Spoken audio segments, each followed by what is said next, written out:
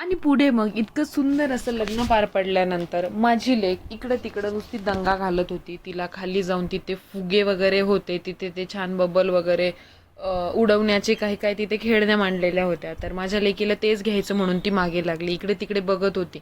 पैसे नाही करत मस्त खिशातनं तिचे असे छान पैसे काढले आणि तिथून बलून घेतला. बलून घेत घेत तिला ते साबणाच्या पानांचे फुगे उडतात ते दिसलं तर तिला तेही हवं होतं. तर त्याच्यासाठी हट्टीपणा सुरू झाला बाबीचा. त्यानंतर माझी लेक काही जरा समाजकार्य देखील करत होती तिथे.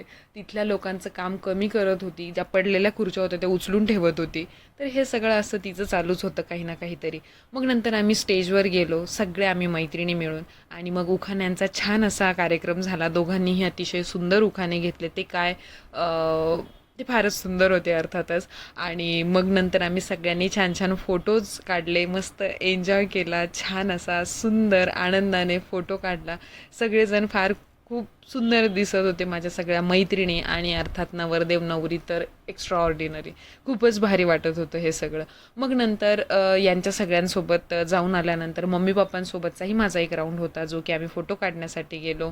छान छान असं सिम्पलचं मी छोटंसं काहीतरी हँडमेड गिफ्ट करायचा ट्राय त्यांच्यासाठी केलेला. काही वस्तू बाहेरच्याच होत्या अर्थातच, मला ज्या वाटल्या छान असतील म्हणून मी घेतल्या आणि बाकीचं छान असं एक छोटंसं ग्रीटिंग बनवलं होतं. तर हे सगळं देऊन मग नंतर आम्ही मैत्रिणी म्हटलो अरे आपण फोटोज काढलेले नाही आहेत तर आपण फोटोज काढूया. पण त्याआधी तिथे इतका सुंदर हा रुखवत मांडलेला होता ज्याचा व्हिडिओ मी मिस करू शकत नव्हते. त्यामुळे तिथे जाऊन छान छान त्याचे फोटोज काढले, त्याचा व्हिडिओ घेतला. नंतरही इथे बच्चे कंपन्यांची जरा पोजेस देऊन फोटो काढण्याची मस्त मजा सुरू होती. मग नंतर आम्ही छान तिघींनी इतके सुंदर फोटोज काढले. खरंच बालपणीच्या मैत्रिणींसोबतचा जो एक बॉन्ड असतो तो काही वेगळाच असतो. तो खरंच खूप भारी असतो.